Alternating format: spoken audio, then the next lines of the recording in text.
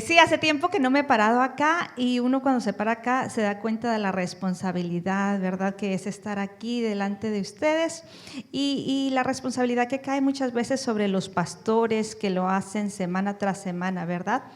Porque nos paramos acá pero con mucho respeto a la palabra de Dios, ¿verdad? Entonces, pero tenemos un Dios grande que nos sorprende. Por ejemplo, yo misma, si me pondría a pensar, yo diría tal vez no debería estar aquí parada y en esta semana, una madrugada, yo me levanté y pensaba, bueno, Señor, ¿será que yo soy digna de estar ahí parada y predicar la palabra? Tal vez no. ¿Será que sí? Tal vez no. Y después me venía a la mente, pues no, porque no soy todo lo que quisiera hacer, ¿no? No, pues soy, si me pongo a pensar, soy pues soy muy shy, ¿cómo se dice shy? Tímida, muy tímida, ¿cierto? Soy muy tímida. Dos, soy bastante impaciente a veces, ¿verdad? A veces pierdo mi paciencia fácilmente. Eso mi esposo puede dar testimonio de eso. Él sabe. Sí, pero Dios en su misericordia nos sorprende, ¿verdad? Y Dios me llevaba a una parte de la escritura. Si nos vamos aquí, voy a hacer un paréntesis rapidito porque tengo que confesar algo y es que a lo mejor cambié los versículos, ¿cierto? Me habían pedido que mande los versículos con anticipación y los había mandado, pero posiblemente sean versículos diferentes porque anoche al preparar la palabra, pues me venía, el Espíritu Santo me redarguyó y me mostraba otras cosas, ¿cierto? Entonces es completamente mi culpa y no la culpa de ustedes, ¿verdad? Si es que los versículos no salen ahí arriba. Y lo confieso ya porque no quiero que lleven la culpa a otros. Pero sí, vamos a ir a la palabra de Dios en Samuel 16, 6, 7. Y la verdad es que ya no recuerdo qué versículos les envié y cuáles no les envié. Y los que no estén, pues no pasa nada y simplemente los leemos en la Biblia a la antigua. Vamos a ir rapidito a la palabra de Dios en Samuel 16, primera. A ver si la encuentro yo primero. A ver, eso, Samuel. Sí, primera de Samuel 16, versos 6 y 7. Ok, amén. Y si no, pues los que no trajeron Biblia, igual yo los voy a leer aquí adelante, entonces no pasa nada. Primera de Samuel 6 y 7 dice así: y aconteció que cuando ellos vinieron, él vio a Eliab y dijo: delante de Jehová estás ungido. Vamos a hacer un paréntesis aquí. Aquí está hablando Samuel, ¿verdad? Básicamente Dios había destituido a Saúl y Samuel estaba buscando quién Dios había escogido en lugar de Saúl, ¿cierto? Entonces Dios manda a Samuel a que vaya a la casa de Eliab y que escoja de uno de sus hijos al ungido de Jehová, ¿verdad? Al que iba a venir a reemplazar a Saúl. Y al estar ahí en la casa de Eliab, Samuel está frente a los hijos de Eliab, ¿verdad? Y Samuel dice esto, dice: y aconteció que cuando ellos vinieron, él vio a Eliab y dijo: de cierto, delante de Jehová estás ungido.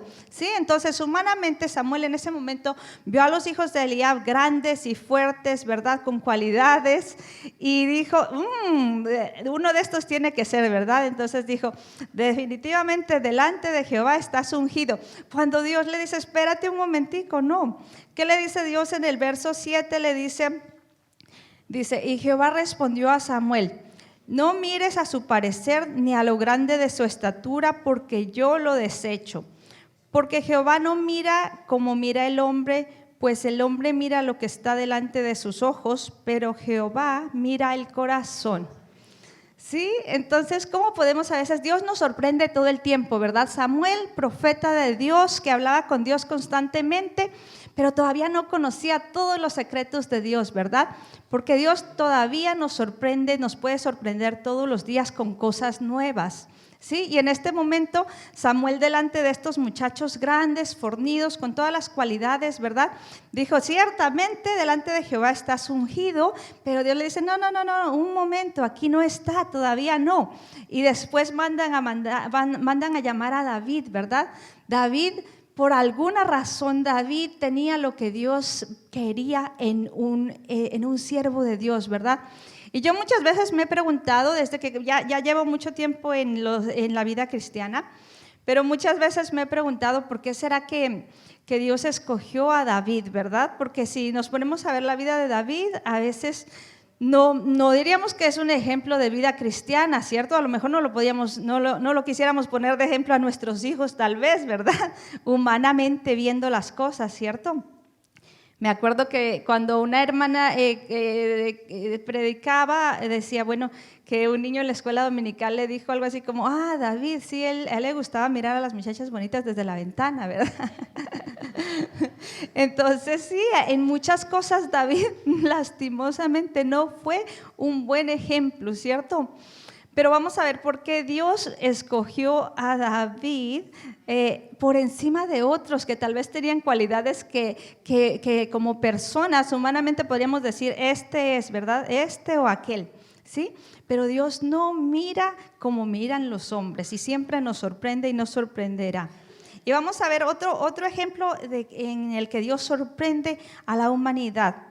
Y este está en 2 de Corintios 4:7.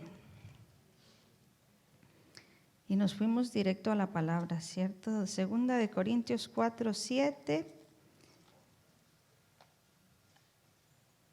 2 de Corintios 4:7. Esta como que sí la mandé, ¿cierto? Ok. Bueno. 2 de Corintios 4:7 dice así. Y esto fue algo que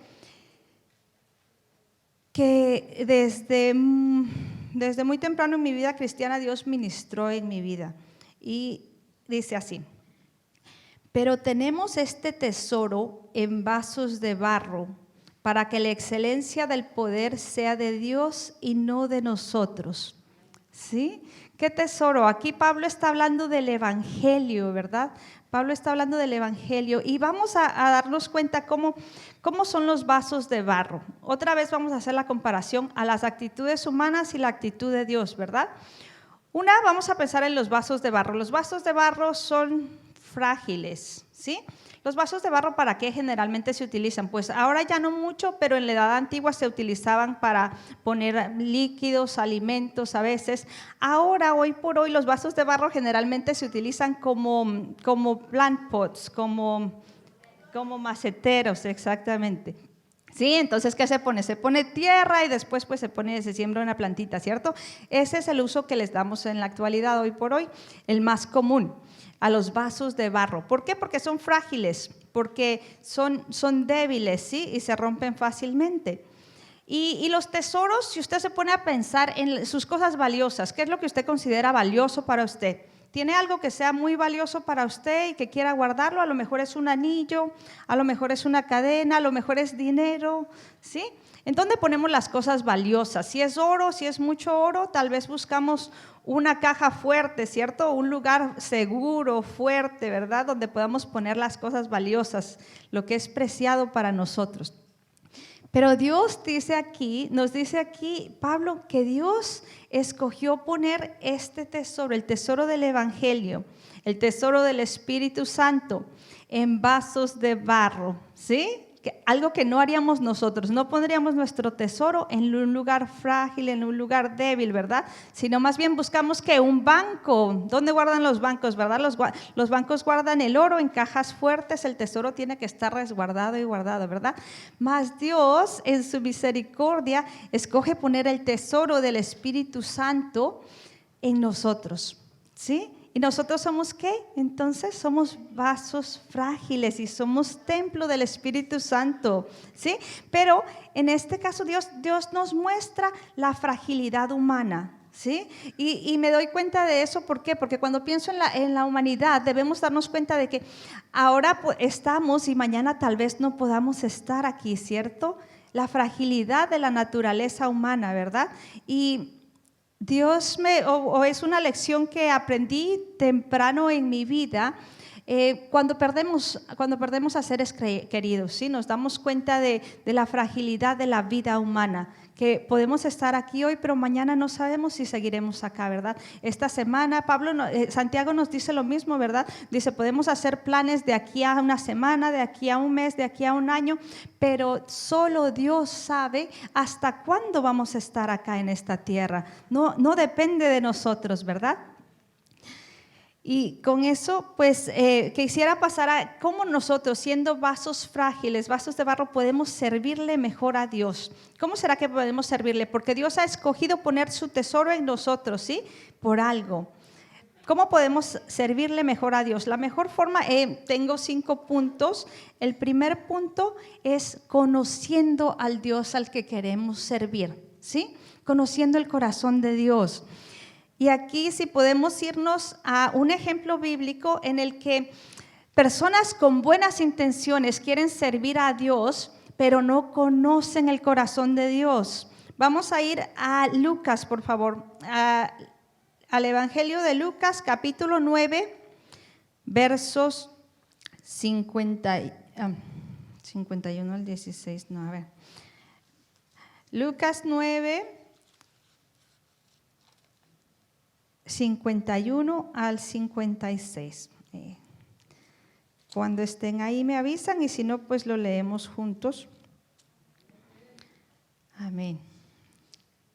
El libro de Lucas 9, versos 51 al 56, dice así.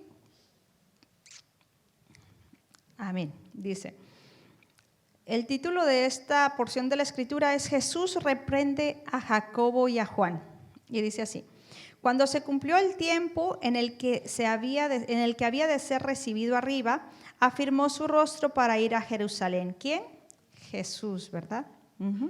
Y envió mensajeros delante de él, los cuales fueron y entraron en una aldea de los samaritanos para hacerle preparativos. Mas no le recibieron, porque su aspecto era como de ir a Jerusalén, ¿verdad? Y los samaritanos y los judíos no tenían buena relación en ese tiempo, entonces no le recibieron. Viendo esto, sus discípulos Jacobo y Juan dijeron: Señor, ¿quieres que mandemos que descienda fuego del cielo como lo hizo Elías y los consuma? Y Jesús dice, entonces volviéndose él, los reprendió diciendo: vosotros no sabéis de qué espíritu sois, porque el Hijo del Hombre no ha venido para perder las almas de los hombres, sino para salvarlas. Y se fueron a otra aldea. ¿Sí? Entonces vamos a recordar siempre esto. Vamos a leer las palabras de Jesús otra vez. Dice: vosotros no sabéis de qué espíritu sois, porque el Hijo del Hombre no ha venido para perder las almas de los hombres, sino para salvarlas. ¿Sí? ¿Cuántas veces yo he tenido la oportunidad de ver predicadores con talentos y con dones, pero que no conocen el corazón de Dios, que no tienen pasión por las almas, que buscan lo suyo propio y no se dan y no tienen el amor que Dios tiene por las cosas de Él? He visto gente con talentos grandes, muy elocuentes, ¿sí? Que se pueden parar en un estadio y pueden atraer multitudes, pero no aman lo que Dios ama, no aman su creación, poco amor por su creación. He conocido gente así y es triste porque no saben de qué espíritu son. Este es un ejemplo bíblico. Ahora les puedo dar un ejemplo de la vida real. Hace muchos años, cuando todavía no conocía al Señor Jesucristo y todavía andaba perdida, yo y mi esposo ya nos habíamos conocido y decidimos casarnos, ¿sí? Entonces, queriendo hacer las cosas bien, nosotros fuimos, mi esposo tal vez ya no se acuerda de esto, pero yo sí me acuerdo. Queriendo hacer las cosas bien, nosotros fuimos a la iglesia católica, ¿sí? Queríamos casarnos por la iglesia. En ese tiempo éramos católicos. Y queriendo hacer las cosas bien, fuimos a la iglesia católica. Y estábamos aquí en Londres. Y cuando llegamos allá, pues nos dijeron primeramente que teníamos que hacer un curso matrimonial, que las cosas no eran tan fáciles y que teníamos que hacer un curso matrimonial. Y dijimos, pues sí, seguramente sí, ¿verdad? Entonces tiene razón, vamos a hacerlo. Y mientras estábamos haciendo ese curso matrimonial, aparte también nos dijeron que deberíamos venir al estudio bíblico que se daba los sábados y después de eso quedarnos al estudio para matrimonios. Entonces lo hicimos así. Y recuerdo, y eso se quedó grabado en mi mente porque ya han pasado muchísimos años, por ahí 20 años, y se quedó grabado en mi mente que en el estudio bíblico el sacerdote enseñaba que Dios va a perdonar a todos los que se arrepientan, que no importa cuándo, pero Dios va a perdonar a todos los que se arrepintieren. Y alguien preguntó, había una señora ahí, una señora española, ambos eran españoles, el sacerdote y la señora. Y la señora se levantó y preguntó y dijo, o sea que usted quiere decirme a mí que mi esposo, que no viene a la iglesia, que no viene a misa, que se queda en la casa viendo la tele en lugar de venir a misa, si es que él se arrepiente antes de morir, ¿él va al cielo también? Y el sacerdote le dijo, sí. Y ella dijo, no, eso no lo acepto. Y nosotros estábamos ahí esperando para hacer el curso de matrimonio y yo decía, pero esta señora se enojó porque le dijeron que su esposo también iba a ir al cielo con ella. Y nosotros aquí queriendo casarnos, ¿sabes? Pues, ¿se dan cuenta la contradicción? ¿Se dan cuenta que esta mujer no se enojó ni se enfureció porque le dijeron que ella no iba a ir al cielo, ni porque le dijeran que pues algo malo? La noticia que le molestó fue que su esposo también iba a estar en el cielo con ella si es que se arrepentía. Y ella siguió argumentando y le dijo a él, no, es que yo no lo veo justo. Porque yo vengo a misa todas las semanas y él se queda viendo la tele. Y el sacerdote le decía, mujer, cálmate. Es que, sí, bueno, ahora la entiendo un poquito más. En ese tiempo no la entendía, pero ahora la entiendo un poco más. Pero ella, claro, ella decía que no le parecía justo que mientras ella trataba de agradar a Dios toda su vida, su esposo, que no trataba, tuviera una oportunidad todavía de arrepentirse y de ir al cielo, ¿verdad? Es aquí como muchas veces podemos estar en la iglesia, podemos creer que estamos buscando a Dios, pero no conocemos el corazón de Dios. ¿Qué es lo que Dios quiere? Dios quiere que todos se salven, ¿verdad? Dios quiere que todos se salven. Y hasta ahora no entiendo, no sé qué habrá pasado con ese matrimonio ni con esas personas, si el esposo llegó a ir a misa o no. Pero verdaderamente nunca en ese tiempo no entendía hasta dónde era tan contradictorio lo que ella estaba diciendo, ¿verdad? Que se enfadó mucho, no porque su esposo no se convirtiera, sino porque si se convertía recibía la misma bendición que ella, ¿verdad? ¿Sí? Entonces vamos a ver cómo conocer a Dios y conocer lo que Dios quiere es importante, ¿verdad? Saber, porque Dios quiere, y esto me recuerda también a la parábola de Jesucristo, donde dice que vinieron trabajadores, ¿verdad? Unos trabajaron jornaleros les dicen, ¿verdad? Unos trabajaron todo el día y se les pagó, se les dio una paga, ¿verdad? Pero vinieron otros que llegaron un poco más tarde, pero el dueño, el empleador también lo recibió, ¿verdad? Lo recibió y les dio la misma paga. Y después vinieron otros que llegaron ya casi al final del día y el empleador lo recibió y les dio la misma paga, ¿sí? Humanamente no parece justo, ¿verdad? Humanamente no parece justo y a lo mejor nosotros mismos en nuestros trabajos diríamos, no, yo trabajo más que fulano porque fulano gana lo mismo que yo, ¿cierto? Pero el corazón de Dios en cuanto a la salvación y en cuanto a que todos vengan al arrepentimiento es así. Es un corazón que no es justo, sino que es generoso, va más allá de la justicia para la gracia, ¿sí? En donde todos podemos recibir ese regalo de la vida eterna si verdaderamente nos arrepentimos. Y acá me lleva a hablar un poquito más acerca de David. Si conocemos a David, nos damos cuenta de que, como decía David, tenía muchas cualidades. Entre esas, David era un adorador, ¿verdad? Le encantaba alabar a Dios y adorarlo.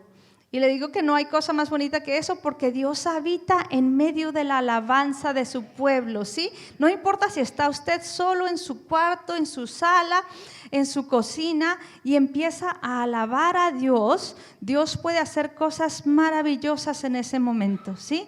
No importa si estamos entre 1000 personas y de repente Dios toca el corazón y lo quebranta, no importa en dónde estemos, si estamos con miles, con millares o si estamos solos en nuestra casa. Hay algo poderoso en la alabanza donde Dios puede quebrantar el corazón de cada uno de nosotros a través de la alabanza. Así es que trate de hacerlo. A veces, aunque no sintamos deseos de hacerlo, es importante que podamos hacerlo, que de nuestra boca salga alabanza para que Dios pueda hacer su obra en nosotros. Amén. Entonces ese era mi primer punto. Mi primer punto era conocer al Dios a quien servimos para poder servirle adecuadamente, para poder amar lo que Él ama. El segundo punto es no permitir que se cauterice la conciencia. Vamos a ver en dónde menciona la cauterización de la conciencia. La Biblia está en Primera de Timoteo, capítulo 4, verso 2. Primera de Timoteo, capítulo 4, verso 2.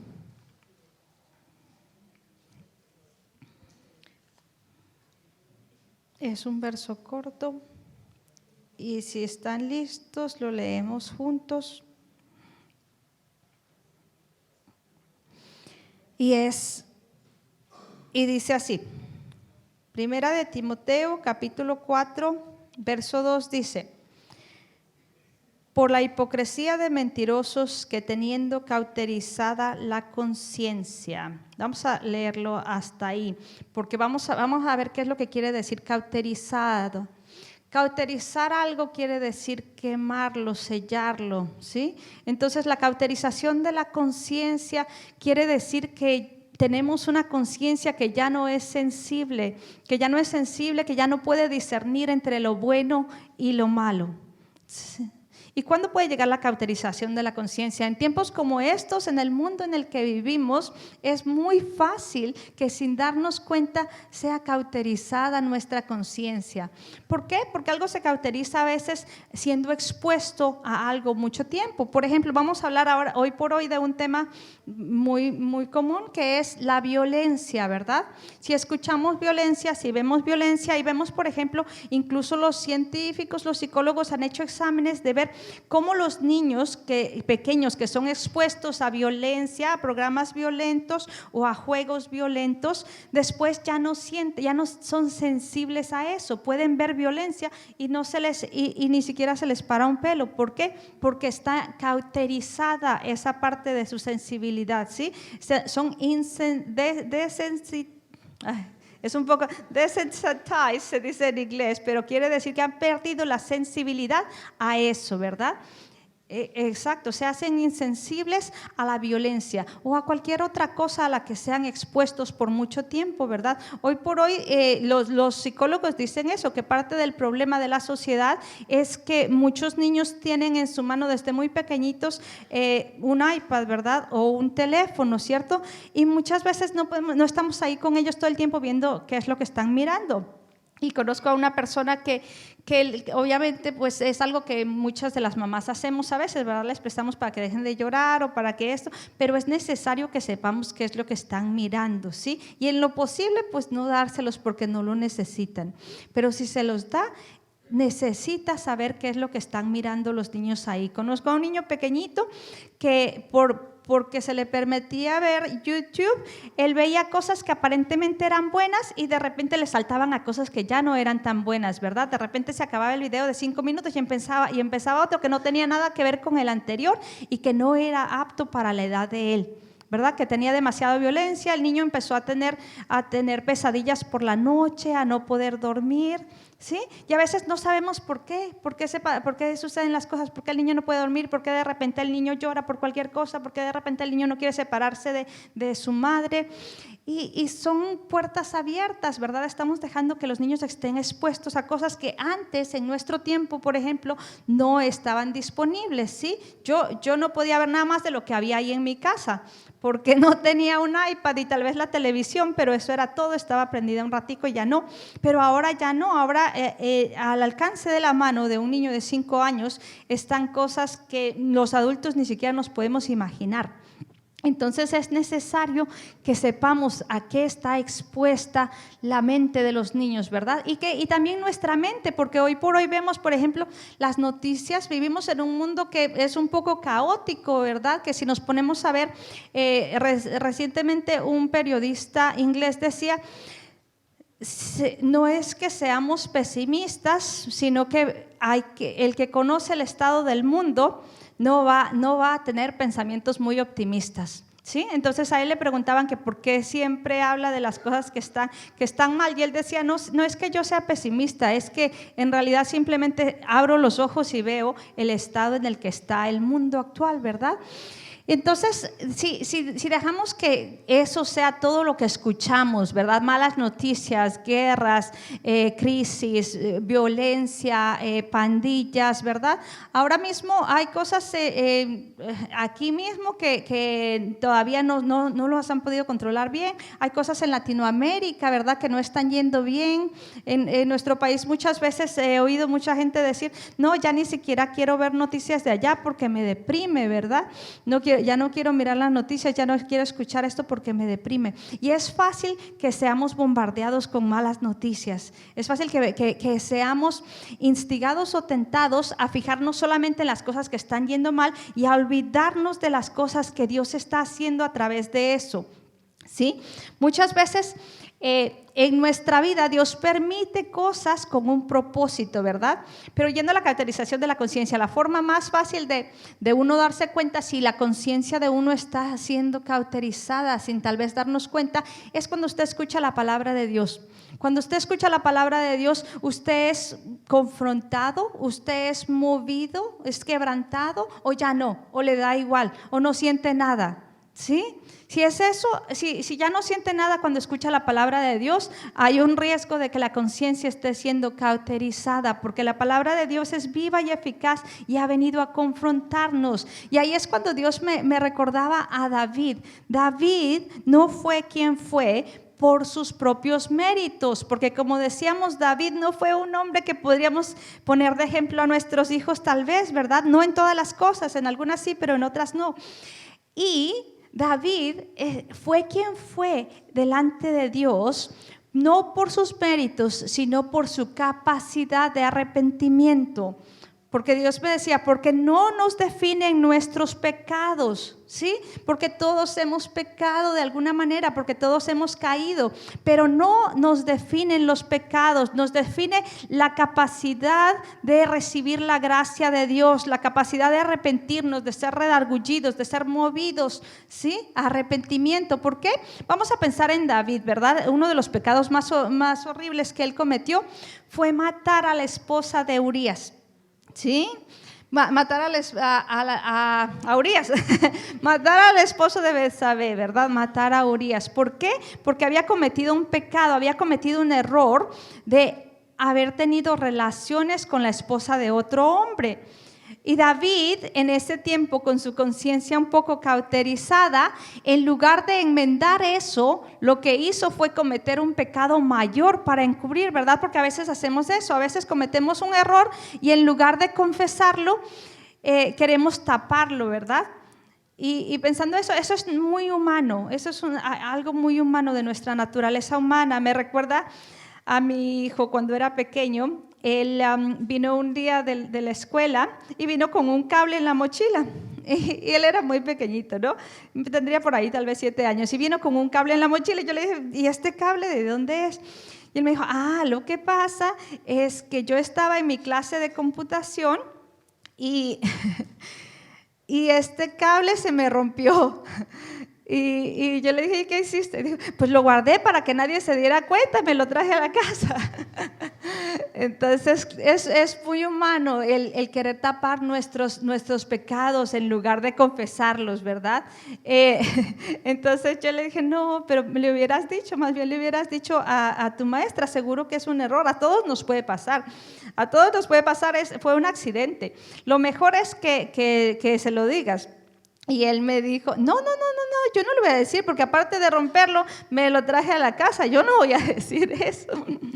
Y yo le dije, sí lo vas a decir, pero yo voy a estar contigo, no te preocupes, vamos a ir juntos y tú le vas a entregar y le vas a explicar lo que pasó. Sí, entonces, ¿qué si yo le hubiera dicho a mi hijo, bueno, sí, guardémoslo y tirémoslo en la basura, ¿no? ¿Qué lección es esa, verdad? Tenemos que hacer frente a nuestros pecados, ¿sí? Porque Jesucristo dijo, es imposible que no hayan tropiezos, ¿sí? Así es que no espere nunca tropezarse, ni nunca caer, ni nunca tener un fallo, ¿verdad? No, porque si Jesucristo lo dijo es porque es cierto, es imposible que no hayan tropiezos, ¿sí? Pero, ¿qué vamos a hacer con ello? ¿Qué vamos a hacer con los tropiezos, verdad?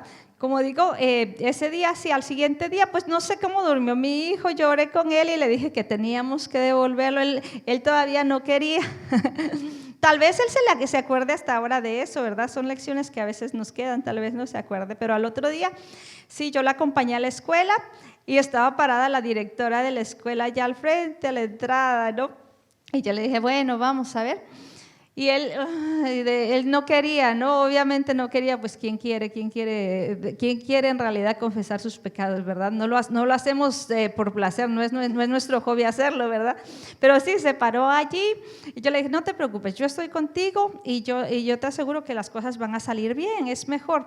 Y sí, y él fue y se lo dijo a ella, ¿no? Yo le dije, mire, señora, mi hijo tiene algo que decirle y tiene algo que entregarle, ¿no? Entonces él sacó su cablecito y ella le dijo, ¿qué es esto? ¿Qué es esto? Y él le dijo, es que ayer, y le contó la historia, ¿verdad? Y ella le dijo, y yo le dije antes de que ella dijera algo, para que no vaya a traumatizar al niño, antes de que ella dijera algo, yo le dije, le he dicho a mi hijo que lo correcto no es hacer eso, ¿verdad? Lo correcto es decirlo en el momento y que es un accidente, que con gusto, si usted desea, se lo podemos pagar, pero que sí, que los accidentes pasan y que él no debe tener temor de acercarse a la autoridad y decirle la verdad. Claro, entonces después de esa explicación, pues ella no tuvo más que decir que claro, no pasa nada. No sé qué hubiera dicho si yo no estaba ahí, pero bueno, en ese momento ella dijo, claro, no pasa nada. Y sí, cuando tú quieras puedes acercarte a mí, puedes decirme cualquier cosa, ya sabes que estamos aquí para ayudarte. Espero que haya sido una lección para mi hijo y espero que todas las autoridades reaccionen de esa forma, ¿verdad? Porque los tropiezos van a llegar, ninguno somos infalibles, todos nos vamos a equivocar en algún momento. Y yo trato de decirles siempre eso a mis hijos, de enseñarles eso, porque a veces ellos nos ven a nosotros y tal vez ven a su padre como una figura muy alta, como muy difícil de llegar allá, ¿sí? Y ellos dicen, una vez mi hijo dijo, no, es que yo no soy como mi papá, porque no puedo ser como él es demasiado perfecto, ¿sí? Y a veces nosotros podemos pensar lo mismo de Dios, ¿sí? O de Jesús, ¿verdad? No es que yo no puedo ser como Jesús, es que Jesús lo hacía porque Jesús era perfecto, pero yo no, ¿sí? Entonces, por eso Dios es tan bueno que nos permite ver las fallas y las caídas de sus hijos en el pasado, de su pueblo, ¿verdad? Dios no las oculta, porque fácil hubiera sido para Dios simplemente no poner las cosas malas de David y solamente las cosas bonitas, ¿verdad? Para que todos digamos, wow, los hijos de Dios, wow, los hombres de Dios, ¿verdad? No, pero Dios dice, ¿qué le dijo Dios a Pablo? Cuando Pablo le pidió a Dios que se llevara su aguijón en la carne. Bástate mi gracia, porque mi poder se perfecciona en tu debilidad, ¿sí? Muchas veces no dejamos que el poder de Dios se perfeccione en nuestra debilidad porque estamos acostumbrados a hacernos fuertes, ¿sí? Estamos acostumbrados a poner cara dura, como diríamos, ¿verdad?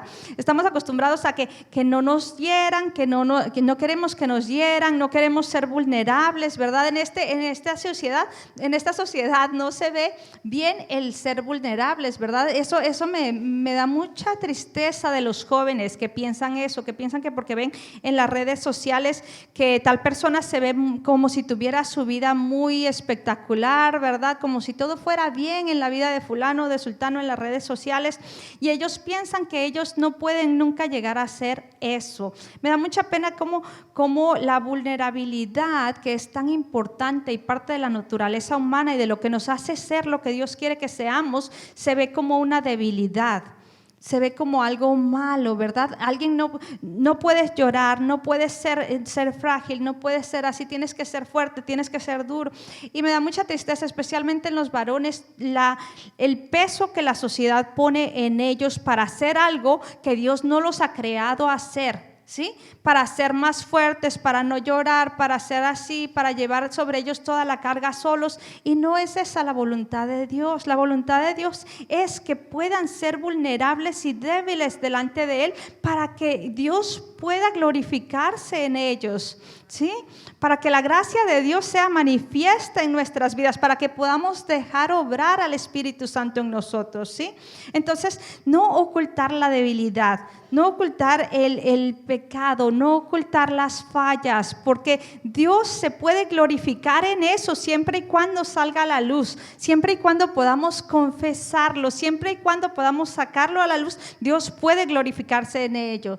Lo que no puede hacer es, no puede obligarnos a que lo hagamos, ¿sí? Dios quiere que lo hagamos, Dios quiere que le demos permiso de poder obrar en esa debilidad, en esa parte de nuestro corazón que todavía no le hemos dejado llegar. Amén. Amén. Entonces, como decía, ojo cuando no hemos sido confrontados con la palabra de Dios, cuando la palabra de Dios no nos ha animado, no nos ha confrontado, no nos ha redargullido, ¿verdad? Porque entonces puede haber cauterización de la conciencia, podemos volvernos cínicos. ¿Qué es el cinismo? El cinismo es una forma de pensamiento que desconfía de todo, ¿sí? Que no cree en nada, que desconfía de los motivos de los demás, que en otras palabras, que no ve lo bueno. Que no ve lo bueno en los demás, solamente lo malo. Eso es el cinismo. El cinismo es una forma de pensamiento que se olvida muchas veces de buscar lo que Dios busca en las personas, que es lo bueno. Porque todos tenemos cosas buenas y malas. Y acá me vuelvo otra vez al sacerdote católico que le dijo a esa señora, es que si te pones a mirar los defectos de los demás, no queda títere con cabeza. Y es cierto, todos tenemos cosas buenas y malas, y si nos ponemos a ver lo malo en los demás, no queda títere con cabeza, vamos a caer todos, ¿verdad?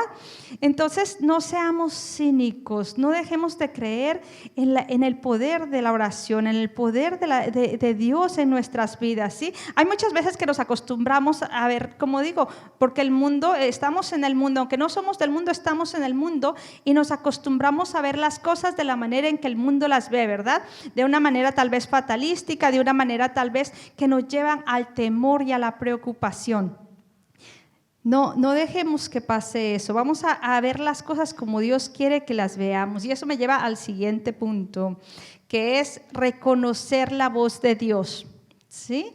Y hablando de esto, pues yo puedo compartir, como digo, el campo de batalla es nuestra mente, ¿verdad? La mente es en donde empiezan las acciones, ¿verdad? Digamos que lo más importante, mi tercer punto acá, es aprender a reconocer la voz de Dios, porque vienen pensamientos y vienen diferentes cosas a nuestra mente, cuáles vienen de Dios y cuáles no vienen de Dios, ¿verdad? Y me pondré de ejemplo, en esta semana, como les decía, yo decía, bueno, Señor, ¿será que yo debería compartir tu palabra? Y de repente me venía, no, pero tú eres así, no, pero tú eres asado, no, pero… Y también temor, porque aparte de ser así y ser asado, que esos son mis defectos personales, aparte he tenido, no recientemente, pero sí hace unos meses, ataques de ansiedad. No estoy segura exactamente cuándo vinieron, pero yo decía, no, ¿y qué tal si me da un ataque de ansiedad en ese momento y no puedo decir nada? Porque me ha pasado, me han venido ataques de ansiedad y es algo que no se puede controlar tan fácilmente. El corazón empieza a palpitar, a palpitar, a palpitar y es como si algo terrible fuera a suceder. Y aunque no tenga sentido, porque no hay ninguna razón lógica para eso, sucede. Entonces es como una sensación de que algo terrible va a suceder y el corazón empieza a palpitar y las respiraciones empiezan a ser más rápidas, ¿verdad? Y es la sensación de que algo malo va a suceder y que las cosas están mal. Y de repente, sé que no soy la única a la que le ha pasado porque en realidad es algo que los doctores han reportado que están recibiendo mucho a estos últimos años, ¿verdad? Entonces, la primera vez que me pasó, pues no sabía qué era. La segunda tampoco, después ya me puse a buscar y me di cuenta qué era. Pero realmente también Dios me dio digamos, una forma de manejarlo, ¿verdad? No la solución, porque a lo mejor pueden volver, pero una forma de manejarlo y de sobrellevarlo. Y sí, entonces yo decía, bueno, y si me da en ese momento un ataque de ansiedad y no puedo decir nada, y ¿qué voy a hacer? Pero entonces me di cuenta, entonces de repente nuevamente viene la voz del Espíritu Santo, ¿verdad? Que nos dice, bástate mi gracia, porque mi poder se perfecciona en tu debilidad. Entonces muchas veces dejamos, ¿de quién es la voz que estamos escuchando, verdad? ¿De quién es la voz que estamos escuchando? Es la voz nuestra, a veces puede ser la voz de nuestra propia sabiduría, ¿verdad? Nuestra sabiduría humana, que la Biblia dice que no es confiable, porque engañoso es el corazón sobre todas las cosas. Otras veces puede ser la voz de Satanás, ¿verdad? Que siempre quiere pararnos y meter temor y va a decir, no, es que tú no puedes hacer esto, no, es que tú no deberías estar ahí, no, es que tú no deberías empezar esto, no, es que tú no deberías, ¿sí? La voz de Satanás va a tratar siempre de parar la obra de Dios en nuestras vidas, ¿verdad? ¿Y cómo podemos darnos cuenta qué voz es la que está en nuestro pensamiento? Fácil. Sobrepesar las voces y los pensamientos con la palabra de Dios, ¿verdad? Dios no se va a ir en contra de su palabra. Entonces, ¿qué es lo que está trayendo esta voz? La voz en mi mente está trayendo ¿qué? Está trayendo temor, está trayendo acusación. ¿Quién es el acusador? El acusador de nuestros hermanos y el acusador de nuestras almas es Satanás, ¿sí?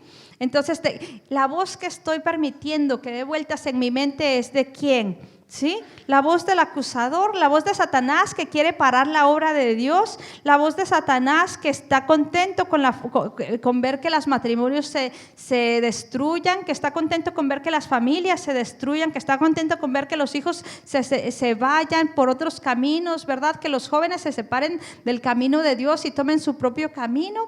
¿De quién es la voz que está hablando? ¿O es la voz de Dios que siempre va a estar en línea con la palabra, ¿verdad? Con la Biblia? Es fácil darnos cuenta de quién es la voz, pero a veces no nos podemos meditar en eso. Dejamos que los pensamientos se aglomeren y que vengan y que tomen espacio, que tomen cabida en nosotros, y después esos pensamientos se hacen acciones, ¿verdad? O impiden que hagamos cosas que Dios quiere que hagamos, ¿verdad? Esos pensamientos vienen a pararnos de hacer lo que Dios quiere que hagamos con nuestra vida. Vamos a seguir. En este tiempo, es tiempo en el que necesitamos creer que Dios quiere hacer algo con nosotros, que somos vasos de barro, sí, y que tenemos nuestras fallas y nuestras debilidades, pero que dentro de nosotros hay poder, hay un tesoro. El 4 dice, permitir que Dios, ¿cómo voy? ¿Voy bien, pastora? Yo pensé que no iba. Voy bien, no me voy a demorar mucho, son 5 y apenas me faltan 2. El 4 es permitir que Dios sane nuestro corazón, ¿sí? Dios puede usar a una persona con un corazón sanado más fácilmente, y a veces no nos damos cuenta de que hay heridas muy profundas que todavía no se han sanado. Les comparto también otro testimonio mío de la vida real. Hace mucho tiempo de la vida real, hace mucho tiempo, bueno, no tanto tiempo, uno de mis hijos tenía un eczema en todo su cuerpo, y la verdad yo nunca había oído de eso antes, sino hasta cuando le dio a él, y era algo muy feo, donde la piel está muy irritada todo el tiempo y está sangrando y le pica, y es muy triste ver a un hijo de uno así, ¿verdad? Es muy triste ver que los hijos sufran. Uno en realidad prefiere sufrir uno, pero que no sufran ellos, ¿verdad? Pero Dios permite las cosas en nuestras vidas por una razón. Dios nunca permite tribulación, Dios nunca permite una prueba sin un propósito. Y Dios, les hago más corto el cuento, Dios sanó a mi hijo eventualmente y lo hizo de un día para el otro, ¿sí? Él pasó unos meses con esa aflicción, pero cuando Dios lo sanó de un momento para el otro. Un momento estaba lleno de llagas, estaba lleno de sangre, y al siguiente día estaba perfectamente, con su piel como si nunca hubiese pasado nada. yo decía, yo en mi mente decía, bueno, Dios, ¿por qué tuvo que esperarse tanto tiempo para hacerlo, verdad? ¿Por qué Dios tuvo que esperar meses para hacer ese milagro cuando hubiese podido hacerlo desde el principio? Pero en esos meses, eso es lo que después uno viene a entender, y es que en esos meses es el proceso. Dios está sanando algo en nuestras vidas que a veces no tenemos ni siquiera idea de que está ahí, pero necesita ser sanado. En mi caso era la muerte de mi madre. Mi madre falleció cuando yo tenía como 21 años y ella también muy joven. En un accidente, entonces fue algo muy brusco, muy de un momento a otro, ¿verdad? Pero yo en ese tiempo pensé que yo ya lo había sanado. Habían pasado ya muchos años de eso, probablemente como 10 años, hasta cuando Dios en realidad me mostró que debía dejar eso atrás. Y puede no ser para usted lo mismo que para mí, ¿verdad? Puede ser que haya sido otra cosa. A veces hay gente que necesita ser sanada tal vez de palabras de maldición que escucharon en su niñez, tal vez de cosas que pasaron cuando eran pequeños, ¿verdad? Pero para mí en ese momento era eso, y en el proceso Dios permitió que mi hijo estuviera así, pero al final, después de esos meses de sufrimiento, tal vez de angustia en momentos, Dios me mostró que en el proceso Dios estaba haciendo cosas que yo no hubiese podido hacerlas de un momento a otro, ¿sí? Entonces hay cosas que Dios permite en su vida, que el proceso es el que nos va a sanar y nos va a transformar en lo que Dios quiere que seamos para Él, ¿sí? Entonces, no, a veces estamos en apuro, ¿verdad? Queremos que Dios haga ya el milagro, que Dios haga ya lo que queremos, que Dios haga ya, pero es el proceso el que viene a sanar. ¿Y sabe por qué? Porque Jesús dijo, vamos a ir rapidito a Mateo capítulo 12, 43 y 45, y vamos a ver por qué es necesario el proceso. ¿Por qué no es tan bueno que las cosas se den de un momento al otro, lo que queremos, el milagro se nos dé ya? Mateo capítulo 12, versos del 43 al 45. Si no lo tenemos ahí está bien, lo leemos. Mateo 12, 43 al 45 dice así. Dice, entonces dice, vamos a leer desde el 43. Dice, el espíritu inmundo que vuelve. Cuando el espíritu inmundo, y estas son las palabras de Jesús, dice, cuando el espíritu inmundo sale del hombre, anda por lugares secos buscando reposo y no lo halla. Entonces dice, volveré a mi casa de donde salí, y cuando llega la halla desocupada, barrida y adornada. Entonces va y toma consigo otros 7 espíritus peores que él, y entrados moran allí. Y el postrer estado de aquel hombre viene a ser peor que el primero. Así también acontecerá a esta mala generación. Entonces, cuando un espíritu inmundo sale de la persona, ¿verdad? Deja esa casa vacía. Y si esa casa no es llenada con cosas buenas, con cosas que edifiquen, ese espíritu regresa, y dice que regresa con 7 espíritus peores que él. Y el postrer estado de esa persona es peor de lo que estaba al principio, ¿sí? ¿Por qué? Porque a veces llegamos al estado en donde estamos, o estamos pasando por tribulaciones, o por lo que estamos pasando, por cosas que nosotros mismos hemos dejado entrar, ¿verdad? Entonces, si abrimos puertas y hemos dejado entrar cosas que han atraído a espíritus inmundos, si ese espíritu se va, si el Señor hace el milagro y lo saca así nomás, no hemos cerrado esas puertas, no hemos cambiado los hábitos que dejaron que en primer lugar eso suceda, ¿verdad? Y entonces ese espíritu puede regresar trayendo otros 7 peores. Por eso es necesario que no simplemente los espíritus malignos salgan de nosotros en ese momento, sino que nosotros aprendamos a cambiar las cosas que dejaron en primer lugar entrar a esos espíritus en nuestra vida. Y ese es el proceso, ¿verdad? Entonces, por eso es necesario a veces que pasemos diferentes procesos para poder cerrar puertas que estaban abiertas, para poder entender por qué en realidad estamos en la situación en la que estamos, ¿verdad? Muchas veces yo le he dicho a gente que ha venido donde mí buscando consejo y me ha dicho, mire, estoy así y quiero que las cosas se arreglen pronto. Yo le digo, no, usted llegó a donde está, o tal vez en el matrimonio, ¿verdad? Ustedes llegaron a donde están. ¿En cuántos años? En 10 años, ¿verdad? ¿Por qué? Porque esos 10 años no sembraron en las cosas que debían haber estado sembrando. Y ahora usted está donde está y quiere que las cosas se arreglen de la noche a la mañana. No, hay otro proceso y usted va a tener que empezar a sembrar en las cosas que debía haber sembrado desde el principio para que las cosas cambien, ¿verdad? Porque fácil sería para Dios hacer un milagro y hacer las cosas así, pero Dios va a dejar que las consecuencias de lo que estamos haciendo vengan para que podamos aprender, para que el cambio sea un cambio de corazón y no solamente un cambio afuera, ¿verdad? De las cosas que están afuera, porque es más importante lo que está dentro, como decía Jesús, que lo que se ve solamente desde afuera. Amén. Entonces vamos al último punto y aquí ya terminamos. Y yo creo que es el más importante, es no quedarnos caídos, ¿verdad? Como decíamos, Jesús dice que es imposible que no hayan tropiezos, entonces debemos saber que en algún momento vamos a caer, en algún momento vamos a fallar, en algún momento vamos a hacer algo que no quisimos hacer, ¿verdad? Pero Santiago tiene una palabra muy, muy buena aquí. Dice Santiago 5, del 17 al 18. Vamos a irnos al libro de Santiago, capítulo 5, 17 al 18. Y con esto ya termino los 5 puntos. Santiago 5, 17 al 18 dice así. Aquí Santiago nos está hablando acerca de la fe. ¿La fe en qué? La fe en la oración.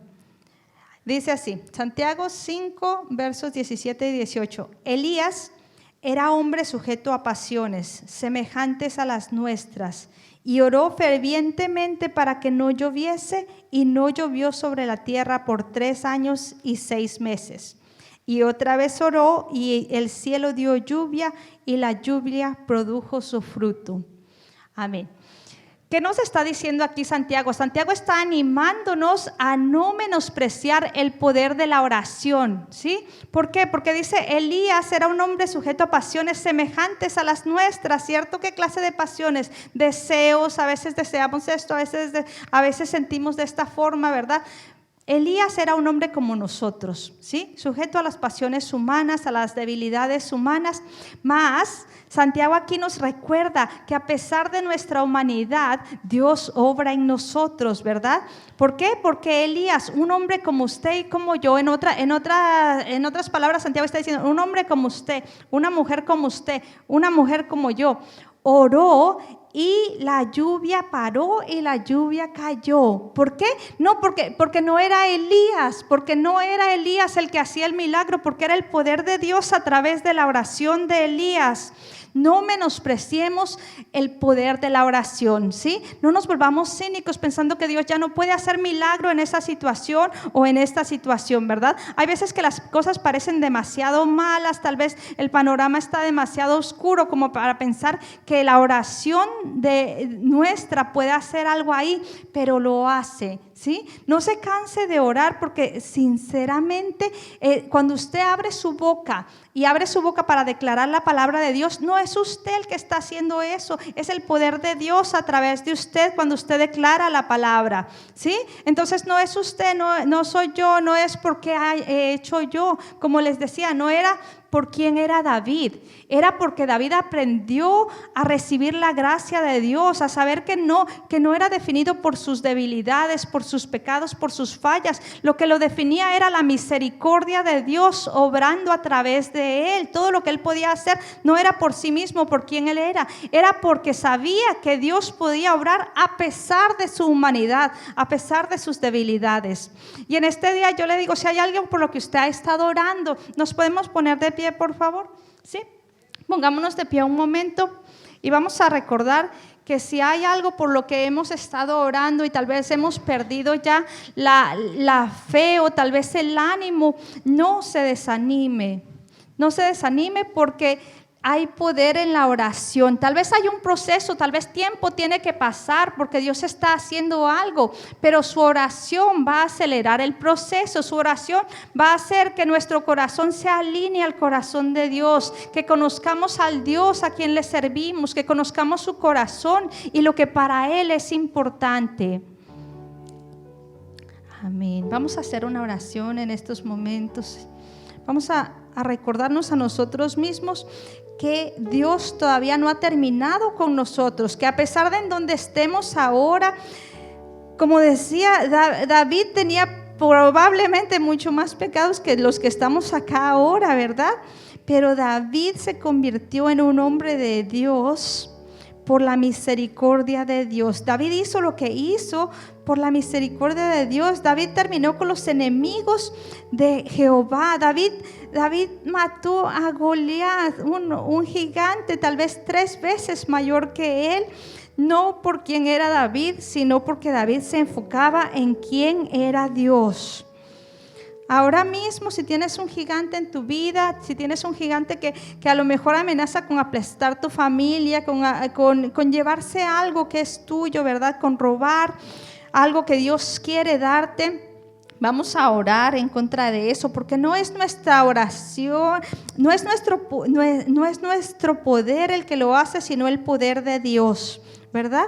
Y si en alguna circunstancia nos sentimos débiles o nos sentimos que no somos suficientes, vamos a dejar que la gracia de Dios obre ahí. Padre, en este día te queremos dar gracias, Señor, que tu palabra fluya sin estorbo, Señor, en tu pueblo. Ciertamente tenemos un Dios grande, tenemos un Dios bueno, un Dios maravilloso que no deja de asombrarnos y que no ha terminado con nosotros, que no ha terminado su obra en nosotros, Señor. Y cada uno de los que están acá, Señor, tiene su nombre en la palma de tu mano, su nombre, Señor, en la palma de tu mano. En este día yo bendigo a cada persona que ha venido acá, Señor, por sus corazones dispuestos, porque tu palabra dice que ellos han escogido la mejor parte y no les será quitada. No importa la razón por la que han venido acá, Señor, están en el mejor lugar y han escogido la mejor parte y no les será quitada, Señor. En este día bendigo, Señor, lo que tú estás haciendo en tu iglesia, bendigo lo que estás haciendo en cada uno de nosotros, Señor, que a pesar de lo que vemos en el mundo, Señor, se fortalezcan las familias, Señor, se fortalezcan los matrimonios, Padre, se fortalezca la iglesia, Señor, se fortalezca tu casa, Padre, en el nombre de Jesús, Señor. En este día te doy las gracias, gracias porque eres un Dios bueno, un Dios de misericordia, Señor, porque no hemos recibido la justicia que merecemos, sino hemos recibido misericordia. Nos ves con agrado, nos ves con misericordia a través del sacrificio de Cristo, Señor. Te damos gracias en este día. Bendigo tu palabra, Señor, que fluya y que no se quede acá, sino que haga aquello que tú le has enviado a hacer, Señor. Que no se quede aquí en estas 4 paredes, sino que se haga obra allá afuera, Señor, en nuestros hogares. Tal vez donde es a veces más difícil, Señor, el poder estar firmes. En nuestro lugar de trabajo, Señor, en nuestro lugar de estudio, Padre. Que tu palabra no se quede encerrada dentro de nosotros, Señor, sino que haga aquello que tú lo has enviado a hacer, Padre. Y que sea como esa lluvia, Señor, que moja la tierra, Señor, que moja la tierra y la hace germinar, Señor. Que en este día tu palabra moje nuestros corazones, Señor, y haga germinar en ellos frutos, Señor. Fruto de justicia, fruto para alabanza y gloria de tu nombre, Señor. Te doy gracias, bendigo a cada persona que está en este lugar, Señor, bendigo sus vidas, bendigo sus familias, Señor, incluso bendigo sus luchas, Padre, porque a través de ellas, Señor, tú te glorificas, a través de ella tu poder se glorifica en nuestra debilidad, Señor. En este día te doy gracias, Padre, en el nombre de Jesús, Señor. Padre, que lo que tú quieres en cada uno de nosotros, Señor, se cumpla, Padre. Tu palabra que es verdadera y es amén. Señor, yo declaro sobre cada persona acá, Señor, que tu propósito se cumple en nosotros, Señor. Declaro que tu destino se cumple en cada uno de nosotros, Padre. A pesar de cualquier cosa que quiera interponerse, Señor, la palabra dice, llevando todo pensamiento cautivo a la obediencia de Cristo, Señor. Y ahora llevamos todo pensamiento que no viene de ti, cautivo a la obediencia de Cristo, Señor. Llevamos todo pensamiento que ha venido, Señor, a robarnos lo que tú nos has querido dar, Señor, cautivo a la obediencia de Cristo para ser desechado, Señor. Y la voz del Espíritu Santo, Señor, sonando más fuerte que nunca en nuestra mente, Señor, y en nuestro corazón. Permite, Señor, que corazones endurecidos en este día sean sensibilizados a lo que tú quieres hacer en nosotros, Señor. Sana toda cauterización de la conciencia, del corazón, Señor. Toca corazones, Padre, en este día.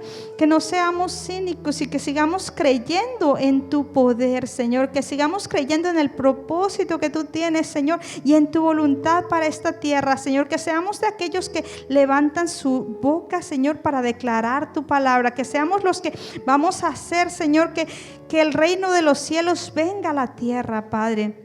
Yo bendigo la boca de cada uno de los que estamos acá, Señor, que de nuestra boca salgan palabras de bendición, Padre. En el nombre de Jesús, haz tu voluntad, Señor. Yo bendigo cada familia aquí representada. Bendigo en ellos, Señor, sus seres queridos. Bendigo en ellos, Señor, aquellos que están pasando necesidad, Señor. Consuela corazones, Padre, porque ciertamente tu palabra exhorta, anima y consuela, Señor. Gracias te doy en este día por la oportunidad de poder compartir con tu pueblo, Señor, por la oportunidad de amar lo que tú amas y de cuidar lo que tú cuidas, Padre, en el nombre de Jesús. Amén. Amén.